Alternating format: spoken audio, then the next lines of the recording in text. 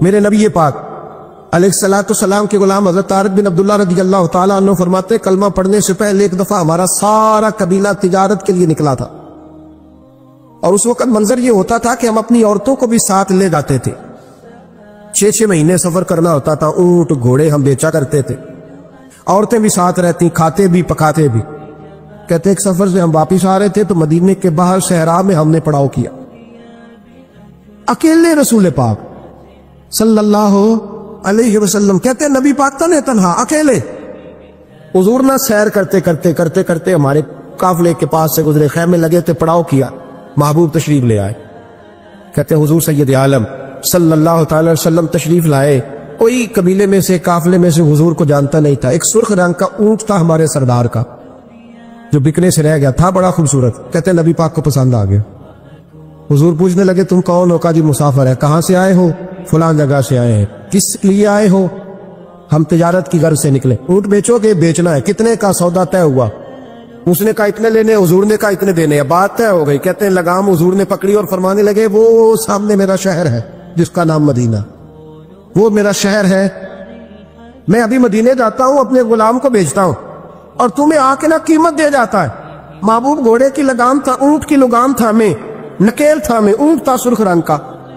حضور لے کے جب نکلے نا، تھوڑا سا چند قدم آگے گئے تو ان میں سے ایک شخص بولا، کہنے لگا سردار آپ سیانے لوگ ہیں، سمجھدار ہے۔ اس شخص کا نام پوچھا آپ نے، قبیلہ پوچھا ہے، ایڈریس کا پتہ ہے کہاں رہتا ہے، اتنا قیمتی اونٹ دے دیا۔ وہ سردار بھی کہنے لگا، سارے کہنے لگے یار ان کی باتوں میں اتنی لذت تھی، ان کی گفتار و رفتار اتنی باوقار تھی، مزیدار تھی کہ ہوش ہی کوئی نہیں رہا۔ بھئی ہم پرانے تاجر ہیں، کبھی اس طرح کا سودا کیا ہی نہیں جس طرح کا آج ہو گیا۔ اوہو واقعی کچھ نہیں یاد رہا، کوئی سمجھ نہیں آئی۔ وہ ابھی نظر آ رہے، ایک آدمی دوڑ کے جاؤ، دوڑ کے اور جا کر کے نا ان سے کہو، بڑی جائز بات ہے، وہ ناراض بھی نہیں ہوں گے۔ ان سے ایک شخص کہو کہ بھئی اونٹ دے جاؤ، پیسے لے آنا اور اپنا مال لے جانا، دوڑ کے جاؤ۔ ایک شخص دوڑنے لگا تو سردار کی بیوی خیمے کے اندر تھی، پردے کے پیچھے سے بولی، کہنے لگی خبردار کوئی پیچھے نہ جائے، اگر پیسے مل گئے تو ٹھیک ہے، نہ ملے تو میں دے دوں، کوئی پیچھے نہ، کوئی نہ جائے پیچھے۔ سردار کہنے لگا تو جانتی ہے؟ کہنے لگی نہیں۔ کہا گارنٹی کیوں دے رہی ہے؟ تو کہنے لگی تم نے ان کا چہرہ نہیں دیکھا، تم تو سودے کر رہے تھے، میں پردے کے پیچھے سے دیکھ رہی تھی۔ پھر مہر علی شاہ صاحب کو کسی نے کہا تھا نبی پاک کا حلیہ بیان کرے، بتائیں حضور کے کان مبارک کیسے تھے، آنکھیں کیسی تھی، ناک مبارک کیسی تھی، بینی مبارک کیسی تھی۔ تو پھر مہر علی شاہ صاحب کہنے لگے کوئی مثل نہیں ڈھولن دی، کہنے لگے مجھ سے نہیں بیان ہوتا حضور کا حلیہ، کوئی مثل نہیں ڈھولن دی، تو چپ کر مہر علی، ایتھے جا لیو بولن دی، بس کر، تو بیان کر سکتا ہے اتنی طاقت۔ اعلیٰ حضرت نے کہا لم یاتی نظیر کا فی ناظر مثلے تو نشد، پید آ جانا۔ کہا حضور مثال تو تب آپ کی بنے گی نا، کوئی آپ کی طرح کا پیدا تو ہوگا، تب بھی مثال بنے گی، تو جب ہوا ہی نہیں تو مثال کیسے بنے گی؟ کہنے لگی کوئی نہ جائے، نہ پیسے آئے تو میں دے دوں گی۔ میں تو پردے کے پیچھے سے دیکھ رہی تھی، ان کے چہرے کا وقار دیکھا، ان کی آنکھوں کی روشنی دیکھی، ان کے لفظوں کا حسن دیکھا۔ تم 50 باتیں کرتے تھے، وہ ایک جواب دیتے، اور گنے چنے لفظ بولتے تھے، ان کی سادگی کا وقار دیکھا۔ جانے دو، نہ پیسے آئے تو میں دوں گی۔ کہتے حضور گئے، تھوڑی دیر کے بعد ایک کالے رنگ کا حبشی غلام آیا، پیسے بھی پکڑے اور اپنی چادر میں نا کھجورے باندھ کے تو پیچھے ڈالی ہوئی، اور دیہاتی لوگ پیچھے نہیں ڈال لیتے، کھجورے ڈال کے پیچھے۔ کہتے ہیں وہ آئے اور ان کی نہانے کا انداز بھی بڑا نرالا تھا۔ کہتے ہیں وہ جھومتے جھومتے اللہ کا ذکر کرتے، اللہ الصمد کرتے پہنچ گئے، اور آگے کہنے لگے تم سے میرے نبی نے اونٹ خریدا؟ تم سے؟ کہا ہم سے خریدا ہے۔ کہنے لگے یہ تمہارے پیسے؟ اور پھر چادر کھول کے صحرا پہ بچھا دی، کہنے لگے یہ تمہارے پیسے، اور کھجورے کھاؤ، میرے نبی نے تحفہ بھیجا ہے، کھاؤ، حضور نے تحفہ بھیجا ہے۔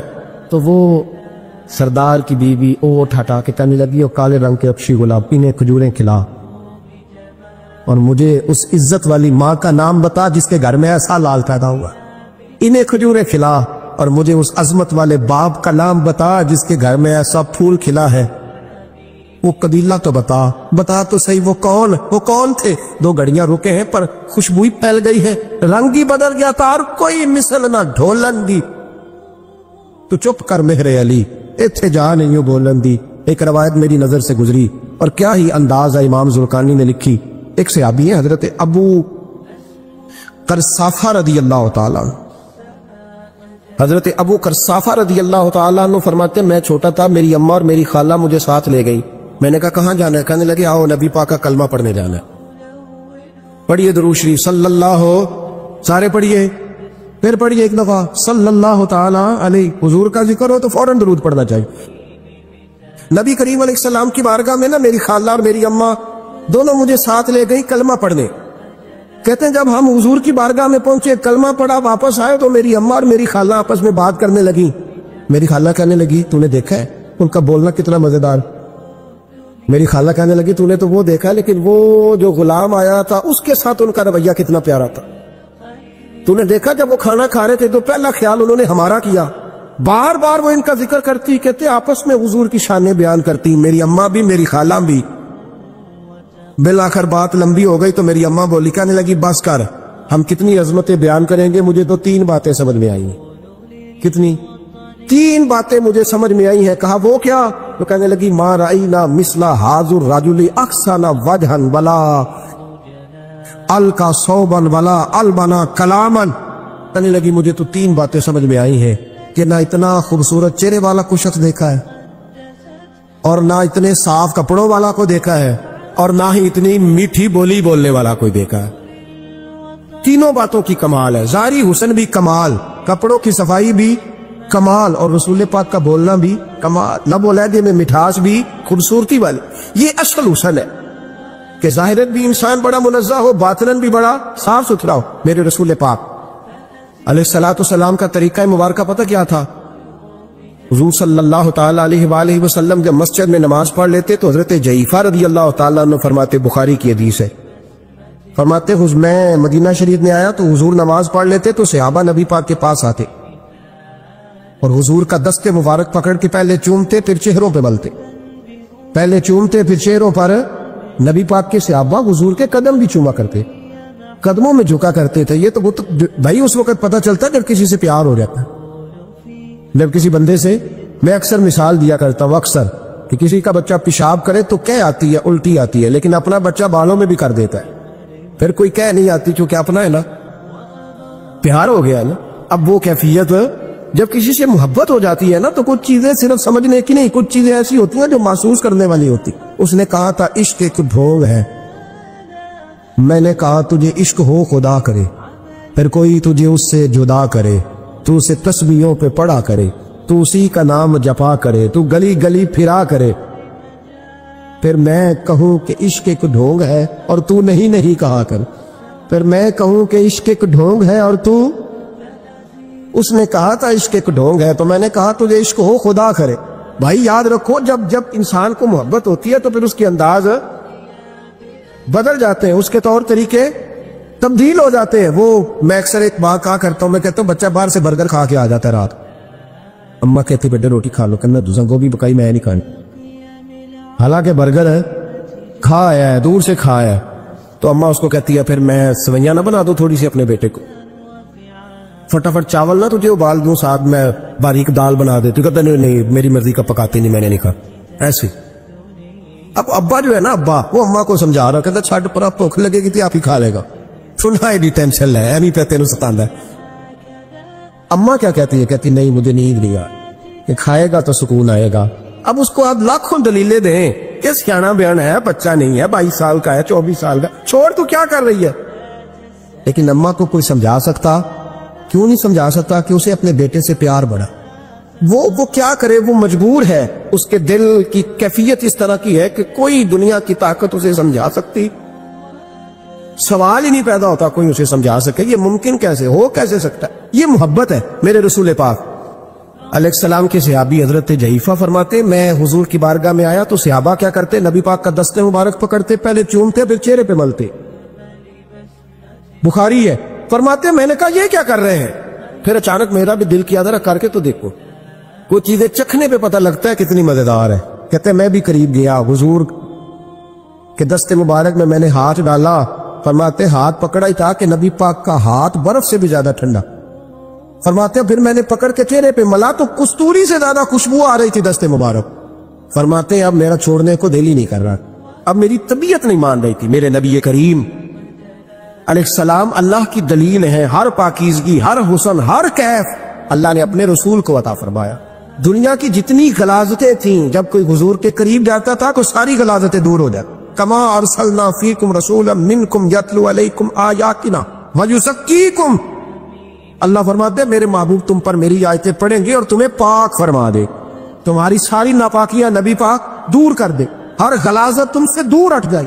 ایک صحابی ہے حضرت شیبہ بن عثمان رضی اللہ تعالی عنہ، وہ کہتے ہیں میرے والد کو اور میرے چچا کو مسلمانوں نے احد میں قتل کر دیا تھا، میرے دل میں بڑا غصہ تھا، بڑا جلال تھا کہ کبھی مجھے موقع ملے تو میں بدلہ لوں گا۔ کہتے فتح مکہ کے بعد نبی پاک علیہ السلام حوازن کی جنگ کے لیے نکلے، مجھے پتا چلا حضور جا رہے ہیں تو میرے اندر شعلے بھڑک رہے تھے انتقام کے۔ روز میں منصوبہ بندی کرتا، پلاننگ کرتا کہ کسی طریقے سے میں ان تک پہنچوں گا اور بدلہ لوں گا۔ کہتے نبی کریم علیہ السلام نہ حوازن کے لیے پہنچ چکے تھے، فرماتے میں بھی جنگ میں جا کے شریک ہو گیا اور میں نے طریقہ اس طرح کا اختیار کیا کہ کسی طریقے میں حضور تک پہنچ جاؤں۔ سمجھ آ رہی ہے میری بات کی؟ نبی کریم علیہ السلام تک کسی طریقے پہنچ جاؤں۔ فرماتے ہیں لڑتے لڑتے، لڑائی کے دو طریقے ہوتے تھے، کبھی تو ایسے ہوتا تھا کہ ایک دو آدمی مل کے آپس میں لڑتے تھے، پھر گمسان کا رن پڑتا تھا، گھمبیر ہو جاتی تھی جنگ، سمجھ نہیں آتی تھی تیر کہاں سے آیا، نیزہ کہاں سے آیا۔ فرماتے جب گمسان کا رن پڑا نا، مجھے موقع مل گیا، میں حضور کے قریب پہنچ گیا۔ حضرت شیبہ بن عثمان رضی اللہ تعالیٰ عنہ کہتے جب میں پہنچ گیا تو میں نے نا دیکھا کہ اب حضور کے قریب لوگ نہیں ہیں۔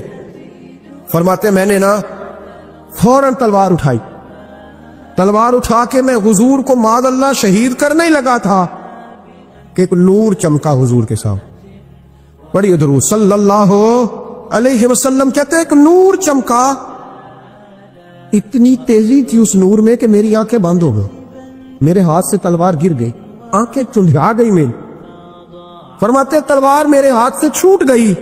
اب جب وہ روشنی مدم ہوئی نا تو میں نے دیکھا نبی پاک سامنے کھڑے مسکرا رہے ہیں۔ آپ نے میں نے کر دی، آپ نے سن لی، ذرا دیکھو تو صحیح، جو تلوار لہرائے اسے دیکھ کے بھی کبھی کو مسکرایا؟ جس نے تلوار ہی لہرا دی، جو شہید کرنے ہی لگا تھا، پہنچ گیا تھا۔ لیکن یہ اخلاق میرے رسول پاک کا صلی اللہ اعلیٰ حضرت فاضل بریلوی کا ایک شعر میں نے پڑھا۔ کئی کچھ چیزیں ایسی ہوتی ہیں جو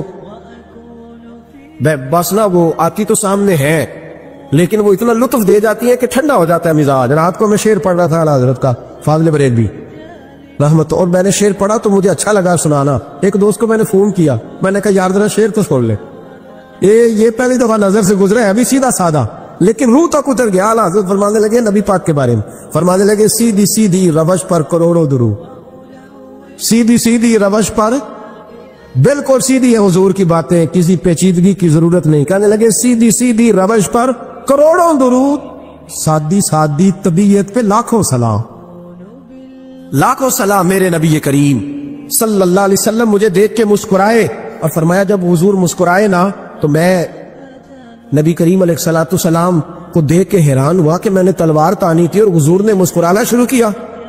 فرماتے اب حضور نے مجھے بلایا، آواز کے ساتھ نہیں بلایا، حضور نے اشارہ کیا یوں کر کے، فرمایا ادھر آؤ نا۔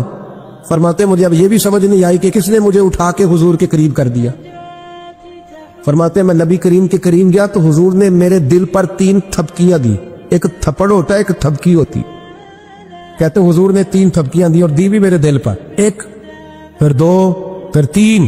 کہتے پہلی تھپکی دی تو میرے اندر سے کفر نکل گئی، دوسری تھپکی دی تو میرے اندر ایمان داخل ہو گیا، اور تیسری تھپکی جب نبی پاک علیہ السلام نے دی تو مجھے ہر چیز سے بڑھ کر رسول اللہ سے پیار ہو گیا، محبت ہو گئی نبی کریم سے۔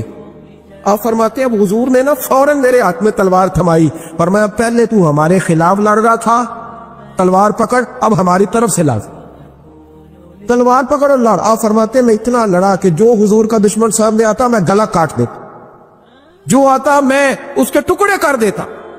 فرماتے ہیں پہلے میں باپ کا بدلہ لینے آیا تھا، اور اب میرا یہ حال ہے کہ اگر میرا باپ بھی سامنے آئے گا تو میں اس کا بھی گلا کاٹ دوں گا، لیکن حضور کے قریب کسی کو جانے نہیں دوں گا۔ حضرت شیبہ بن عثمان کہتے ہیں جنگ ختم ہو گئی، حضور خیمے میں گئے، میں بھی گیا، اب نبی پاک لوگوں سے باتیں کر رہے ہیں، حضور لوگوں سے باتیں کر رہے ہیں، میں کونے میں بیٹھا سوچ رہا ہوں کہ میں تو بدلہ لینے آیا تھا، یہ میرے ساتھ ہوا کیا؟ حضور لوگوں سے باتیں کرتے جا رہے ہیں، میں سوچتا جا رہا ہوں کہ میں تو انتقام لینے آیا، یہ کیا معاملہ ہوا؟ کہتے محبوب نے اچانک میری طرف نظر اٹھائی اور فرمانے لگے شیبہ، ایک ارادہ تو نے کیا تھا جو غلط تھا، اور ایک ارادہ میرے رب نے کیا ہے اور تیرے اوپر فضل فرما دیا ہے۔ فرماتے حضور نے اب مجھ سے فرمایا کوئی خواہش ہو تو بتاؤ، مانگ لو کچھ مانگنا ہے تو۔ میں نے عرض کی یا رسول اللہ میری بخشش کی دعا کر، بڑا میرا خوفناک ماضی ہے، میں اسلام کا بڑا دشمن رہا۔ کہتے میں نے دعا کے لیے کہا اور حضور پھر دوسرے لوگوں سے باتیں کرنے لگا، کبھی اس سے کبھی اس سے کبھی اس سے۔ میں سوچنے لگا کہ میری بات کا کوئی جواب ہی نہیں آیا۔ جب تو 3 بار میں نے سوچا تو میرے کریم نے پھر توجہ میری جانب کی اور فرمایا تو نے بخشش کی دعا کا کہا تھا، میں نے سن لیا ہے، رب کریم نے تیری بخشش فرما دی ہے، اللہ نے تجھے بخش دیا ہے، تیری خطائیں رب کریم نے معاف کر دی۔ نبی پاک کے دست مبارک کی برکت میں آپ کو سینکڑوں لوگ دکھاتا ہوں، سینکڑوں لوگ، بڑے دعوے سے کہہ رہا ہوں، 2 4 5 نہیں، سینکڑوں لوگ